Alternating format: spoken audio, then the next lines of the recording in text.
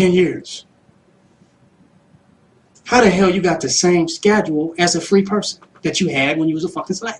I got up and I cut master's grass. Goddamn it, I'm gonna cut grass in black supremacy every day at the same goddamn time. I work for the white man for 5. Goddamn it, I'm do the same thing. How about you see how what you can do can perfect black supremacy? Because what you did in master's world and for master is not relevant to being the master of yourself. Sometimes it's the exact opposite. So I see a lot of people coming to this and they're going to matrix-size black supremacy. And it's called black supremacy in the matrix. Well, what's the schedule here? What's the schedule? How we can bang on this motherfucking devil in the next 30 minutes? Do you hear what I'm saying? What's the schedule every day? Whatever the fuck I can think of to bang on this motherfucking devil and these fucking black devils with this white supremacist agenda. Whatever I could come up with, I'm open to that. That's my fucking schedule. How can I be on point up front and effective for that? That's my schedule. I don't have no other schedule, no other religion or way of life. I'm completely open and something jump in my mind and say, you know what, we could defeat this white man if you went ahead and did that tomorrow. Okay, I'm going to change my schedule. You feel me? That's black supremacy. I'm on call. I'm in the line of duty. I don't have no schedule. What time you go to bed? When I fucking fall out. When I go to bed, it's because I cannot get up any fucking more. I'm really sleepy. Only way I can get up is for security. Once I lay down, I've exhausted myself. I've banged on the beast as much as I possibly can for as long as I can. I full sleep and tiredness to the max, and I'm like a little child that's resisting going to fucking bed. That's my schedule. Wouldn't you think a damn black supremacist would have that type of schedule, seeing what we are up against? Wouldn't it make sense that would be the schedule? Because it ain't easy. I see Negroes every day bucking up against black supremacy. I see revolutions and coups every 24 hours is a goddamn coup. So how do you make a schedule in that shit? Please tell me. Because I ain't been able to do it. I got to get up. Was I laying down too long? What the fuck did I miss? What happened? I'm sorry, I was asleep. Did you see what was going on, Supreme? What was going on? I don't know how you create a schedule.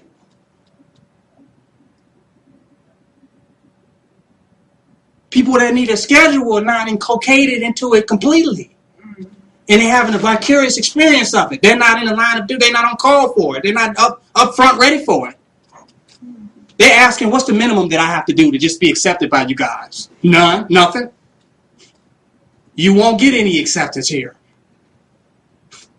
Ain't that the opposite of a cult? Ain't that the opposite of a cult and a codependent organ? There's no acceptance for you.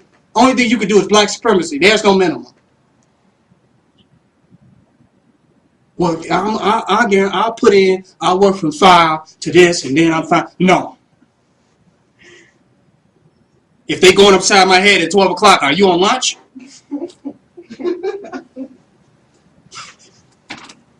Yeah, I mean, they're going to matrix-size black supremacy, not realizing what we're really actually up against. And that takes me into the next part of my lecture. The tactical implementation of black supremacy. It's tactical. Just because we're not walking around in uniforms and, this is tactical. Everything we doing is tactical. It ain't we didn't all got the Ouija board and see what it said that we should do. Or we flip the coin and say how y'all feeling today. This has become this is surviving and going strong because it has been implemented tactically. Down in diet, nutrition, the way we move, timing, it's tactical. Just because it's not written out in a whole book so a white man can get it and read that shit and figure the fuck out, don't mean it ain't tactical. Just because a white man can't come in here and open up a book in 5 minutes and find out everything he needs to know about this doesn't mean it's not tactical. It's a reason that it's not in a book and it's not written down in our goals and these are our objectives. It's a reason. You come in here, the fuck? If you're not in, you ain't in. very tactical. And I don't think people are approaching it tactically. They're approaching it as that there's room for Afrocentralizing it based upon what I've already experienced. Well, when I was with the Kumbaya group, we did this, but that was the Kumbaya group. We're revolutionaries. We're black supremacist revolutionaries. So people come and they get old. Like this the final religion. Like this sweet Jesus. They're not in the moment and present and sharp with that edge. You know what I'm saying? They're trying to be settled. It's a cemetery. You follow? It's a cemetery. Well, you lecture them at night, everybody's sleeping. Well, get your ass up. Have you thought about that? Well, normally the pastor get up and I'm not the pastor. And they normally have meetings during the day, ain't nobody here working. They're trying to matrixize black supremacy, because if it ain't in the matrix, it doesn't feel right. Well, where's the structure? There's no structure. Well, the order, where's the order? Well, how long have you been in white supremacy? So how quick are you going to identify black supremacist order? What are you measuring order to, seeing how you just came out of the order of white supremacy? The order of the knights of white supremacy. So how quick are you going to identify? What type of order are you implementing just getting out the matrix yesterday? Well, I'm here to bring order here. We're going to have some order here. I have been living disorderly. My life has been disorderly conduct to white supremacy. For the last 14 years, I have dissed all of his orders. So that you just declaring war. I'm going to get some order here. We can need an order. I see there's no order here. Step out of white supremacists long enough so that black supremacy order can unfold from you. Don't try to imitate, matrixize, and corporatize white supremacy here. And that's what they do. That's what they come and try. And when they see that don't work, they want the schedule so they can do the minimum and get away with it. You can't do the minimum here. You got to do triple, double shifts, quadruple shifts. So many shifts till it ain't even shifting no more. It's just stuck that way.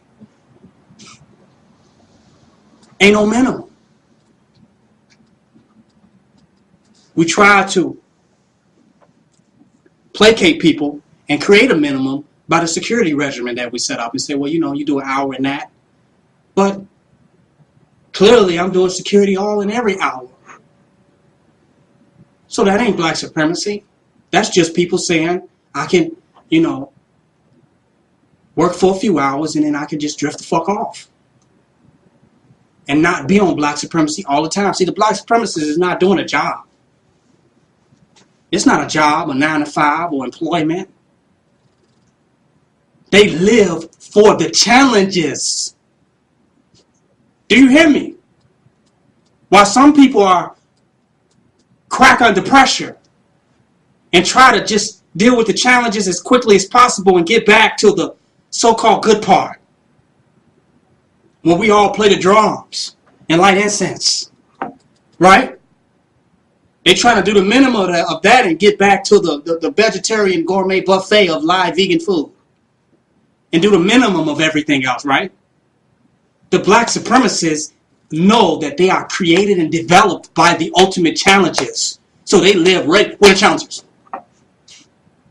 Because they know if we're changing the world and there are no challenges, then we're not doing nothing.